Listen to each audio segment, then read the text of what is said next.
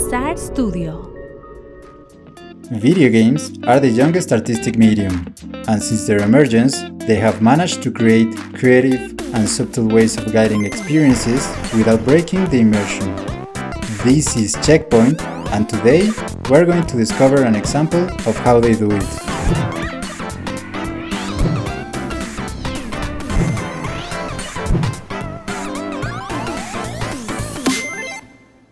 Working in an interactive medium, video game creators are faced with the challenge of being able to tell a story and generate certain experiences while trying to make the players discover them on their own.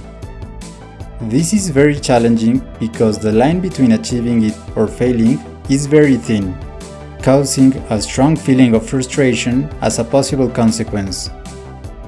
Guiding the players explicitly is not considered something negative. But the reality is that while the player is immersed in the experience, it is better to use resources that do not break the immersion because, even if we are not consciously aware of it, the experience is superior in this way. Over the years, developers have perfected the art of designing experiences by creating methods and resources that allow to guide players in a subtle and effective way, avoiding being explicit all the time when doing so. From contained and linear experiences to exploration and open-world experiences, there are ways to guide the player without resorting to an explicit indication on a map or artificial aid in the interface. In this episode, we will discover some of the most used and successful ways to guide players in the design of experiences. One of the easiest ways to implement of guiding players is the use of lighting and color. There are many games that are set in post-apocalyptic contexts or where there is an oppressive threat that puts the protagonists in the need to move through dark places and in which certain horror resources are part of the experience. Using a combination of level design in which the objects, shape, and layout of the scene guide the players to advance through specific paths, it is possible to reinforce and ensure that the player will be on the right path by using lighting resources that point towards the path that they must follow automatically and unconsciously. Light and lighting sources are an efficient and harmonious resource because both in a virtual space and in real life we tend to flee from what we don't know and go towards what we can see and understand. Even if we try to rationalize it, we are always going to be drawn to where we can see, and we will get away from the darkness where we do not know if there may be any threat. There are different ways that light can be used to guide players. You can mark the way forward by designing the levels so that the only source of light in that area is the one that will serve as a guide. Different intensities and types of light can be used, in which one tone is decorative and the different one is the guide. And you can even use an interaction mechanic in which the player action activates the light that will serve as a guide or interacts with an object from the scene that completes the indication, such as a symbol, vehicle, or sign. In the same way as light, color also serves this purpose. The contrast with other colors and the use of their universal meaning, where green means go and red means no go, serve to create the subtle and automatic guide, as long as this is not disruptive with the aesthetic style and the narrative of the game and makes sense in the context. Non-playable characters or NPCs are very common in almost every type of game and experience, because these are a very useful tool to enrich the content of the game and progress the actions, since they work as narrative and gameplay elements in addition to represent characters that are part of the world and story. The most common way in which NPCs guide the players is by giving them missions, but especially through dialogues. This can be especially tricky, as for it to work, players must always be interested in hearing or reading the information that the NPCs can provide. Many players are not interested in this type of interactions and only pay attention to the actions they can perform. That is why it is crucial to have a world, narrative, and mechanics design that awakens and maintains the interest in the players, in addition to adequate writing and voice acting in case of spoken dialogues. Making successful use of this resource can have a double benefit, as this serves as a way to reinforce the role that the player is taking in the world and make her feel part of the experience. For open-world experiences, it is difficult to design ways that are subtle and not explicit to guide the players. Every open-world game has a missions menu as well as a map where it is possible to see the extent of the world and where each location is. This is essential. However, it is also possible to guide the player in an indirect way, inviting them unconsciously to visit certain areas or specific places that stand out without having to indicate or show it explicitly. The use of landmarks or reference points that stand out in the landscape is the most used resource in this type of experience. The player can have a clear progression indicated by the activities in the quest list and the directions on the map. However, the designers can ensure that the player makes use of the freedom of exploration that brings an open world to life. Calling their attention with large and colorful constructions, high points to which the players can climb and appreciate the landscape, mountains, or any type of formation that stands out from the other elements. In addition to these landmarks, designers also use visual language in the layout and design of the scenery and objects to draw roads and paths in subtle ways, but which are easy to recognize subconsciously.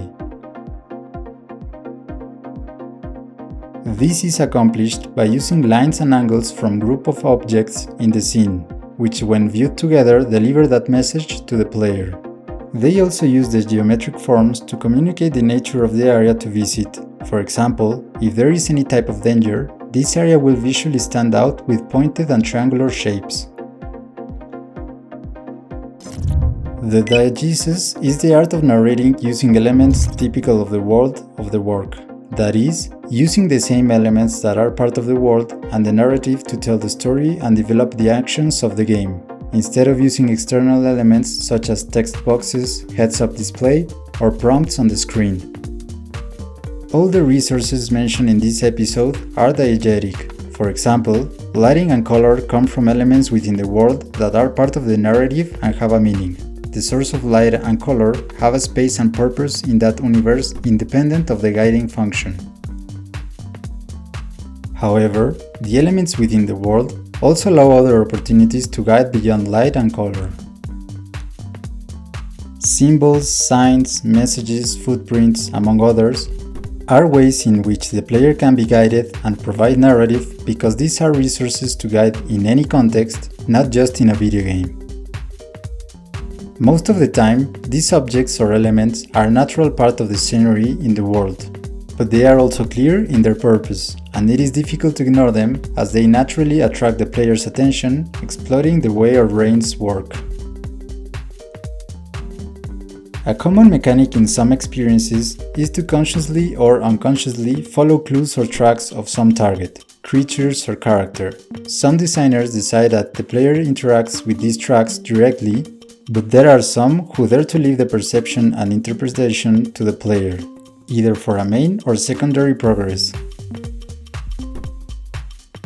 This second way has the ability to generate a very strong impact in the player because being able to progress in the adventure and do it thanks to the capacity of observation and perception generates double satisfaction. But this way is very risky and delicate to design since, if it fails, it can break the experience abruptly. The main mechanics and dynamics or essential systems of a game put into action form what is known as the game loop. It is called that way because its objective is that by executing the mechanics and interacting with the dynamics, an automatic cycle is created with which players can progress and live the experience, repeating the cycle continuously and progressively. Every game has a loop which is executed by the players constantly and almost unconsciously, and it will depend on its level of design if the experience is satisfactory or engaging or not. But when a game loop is well designed and fulfills its objective, it also serves as the quintessential resource to guide the players in subtle and indirect ways. Players will progress on their own through the world and the game, following that cycle of execution of mechanics and interaction with systems, without the need to stop to think about what to do next or where to go. Although every game has its own loop, not every game loop manages to successfully guide players through the experience, because this also depends on the genre and vision of the game, in which there may be elements that are prioritized. It is common for role-playing and adventure games to exploit the game loop to guide the players, since building a system in which there are experience points, leveling up, and objects as rewards, in addition to having an economy, facilitates the interpretation and execution of the loop in the special world of the game.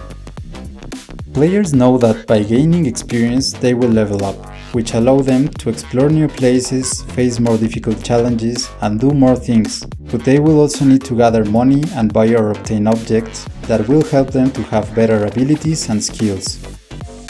For all this to happen, they must complete missions and eliminate enemies, so they will go to those places in the world where they can do this.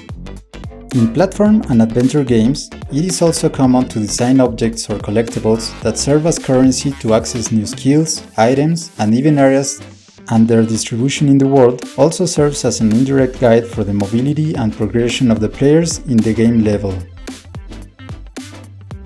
Devising and designing ways to guide players without making them feel like they are being held by the hand is one of the greatest and most exciting challenges in video game design.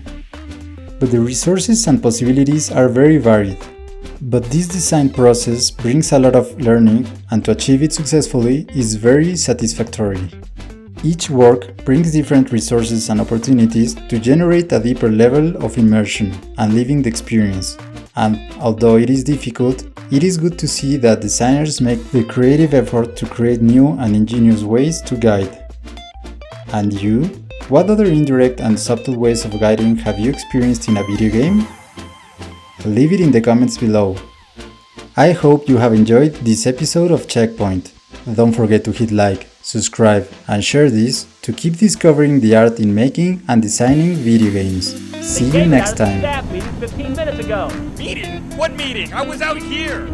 Not supposed to let anyone in without it. If the staff meeting just ended, no one outside is gonna know the freaking password. Now open up!